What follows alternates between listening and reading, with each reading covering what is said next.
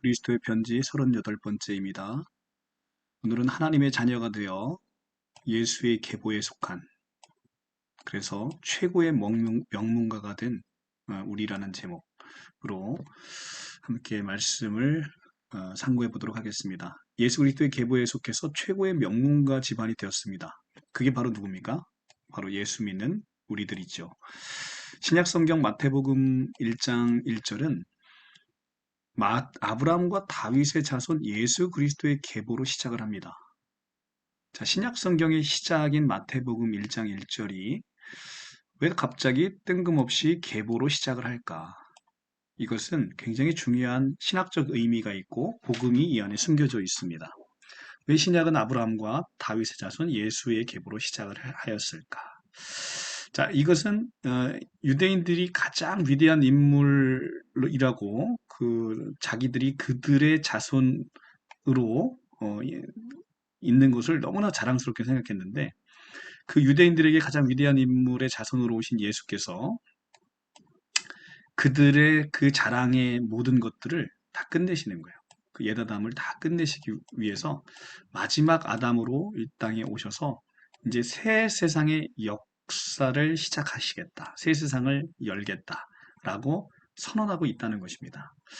자, 그러니까 아브라함과 다윗이 위대한 인물이죠. 근데 이들의 후손으로 왔지만 이들의 후손으로 왔지만 이제는 예수께서는 이들의 옛 아담도 다 끝내시고 마지막 아담으로 오셔서 새로운 세상을 여시겠다라는 선언입니다.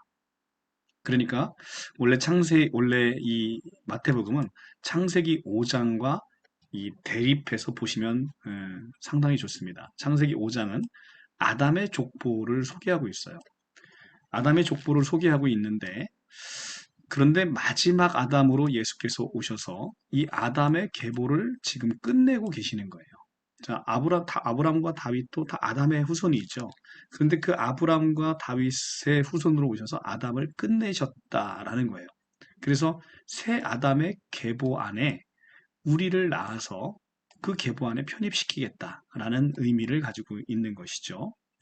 그래서 우리가 고린도서 15장 45절이 굉장히 중요한 성경인데요. 기록된 바 첫사람 아담은 생명이 되었다 함과 같이 마지막 아담은 살려주는 영이 되었다. 자, 첫사람 아담은 생명이 되었다 함과 같이 마지막 아담은 살려주는 영이 되었다. 자, 예수 그리스도를 지금 뭐라고 부르고 있습니까? 마지막 아담이라고 부르고 있어요. 그리고 그 마지막 아담은 우리를 살려주는 영이 되었다라고 이야기를 합니다. 자, 예수를 마지막 아담이라고 불렀다는 것은 굉장히 중요한 의미가 있고 이것은 복음 중에 복음입니다. 왜 그렇죠? 그것은 아담의 종결을 뜻하고 있는 거예요. 아담의 종결이 왜 의미가 있느냐? 우리는 아담의 죄로 말미암아 원죄를 갖게 되는 것이거든요. 그렇죠? 아담의 죄로 말미암아 원죄를 갖게 되는 우리에게 있어서 아담이 종결이 되었다는 거예요. 굉장히 놀라운 이야기가 아닐 수가 없습니다. 아담이 종결이 되었다는 것은 원죄가 이제는 유전되어 오는 것이 이제는 끝나버렸다. 그래서 우리는 하나님의 자녀로서 하나님이신 예수 그리스도의 족보에 편입되었다는 거죠. 이제 아담의 족보 5장 아래에 있는 그 족보에 우리가 들어가 있었는데 그 족보를 끝내시고 이제 마태복음 1장 1절 예수 그리스도의 계보로 우리가 새롭게 시작되는 거예요. 자, 근데 창세기 5장에 아담의 족보 안에 있으면 결국 우리는 어떻게 되는 거예요? 몇 살까지 살고 죽었더라라고 끝나는 겁니다. 그래서 여러분 성경을 한번 펴서 창세기 5장을 보시면 이렇게 되어 있습니다. 아담은 130세까지 자기 모양 곧 자기 형상과 같은 아들을 낳아 이름을 셋이라 하였고 아담은 셋을 낳은 후 800년을 지내며 자녀를 낳고 930세를 살고 죽었더라. 자, 죽었더라. 그 다음에 셋은 150세 에노스를 낳고 에노스를 낳은 후 800년을 지내며 912세를 살고 죽었더라. 이렇게 죽었더라. 누가 누구를 낳고 얼마를 살고 죽었더라. 아담 아래에 있는 우리의 실존은 어떻다는 겁니까? 바로 에노스, 죽을 수밖에 없는 인간이라는 단어. 그래서 에노스로 이야기하고 있어요. 이 아담은 히브리어의 아담은 사람이란 뜻입니다. 그러니까 첫사람 첫사람의 이름이 뭐예요? 바로 첫사람 아담의 이름이 바로 아담이에요. 그러니까 이것은 사람이란 뜻인데 에, 아담 안에 우리가 있으면 결국은 몇 살까지 살고 죽었더라. 죽는 인생으로 끝나는 것이죠. 그러니까 전도서 1장 2절에 헛되고 헛되며 헛되고 헛되니 모든 것이 헛되도다라는 이 고백으로 그냥 우리의 삶이 끝나버리게 되는 것이죠. 그런데 이제 새로운 족보가 열렸어요. 그게 무슨 족보입니까? 그리스도 안에 있는 족보예요. 그게 마태복음 1장으로 이제는 나타나는 새로운 족보라는 겁니다. 새로운 족보 마태 1장은 어떻게 기록되어 있습니까?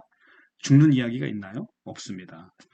아브라함이 이삭을 낳고 이삭은 야곱을 낳고 야곱은 유다와 그의 형제를 낳고 누가 누굴 낳고 누가 누굴 낳고 해서 생명으로 이어지는 족보입니다. 죽는 이야기가 없어요. 그래서 누가 누굴 낳고 누가 누굴 낳고 해서 그리스도까지 이어지는 거죠. 이제 우리의 족보는 사망이 가득한 아담의 족보가 아니라 우리의 아버지는 하나님이시고 그리고 우리의 형제요 남편이신 예수 그리스도는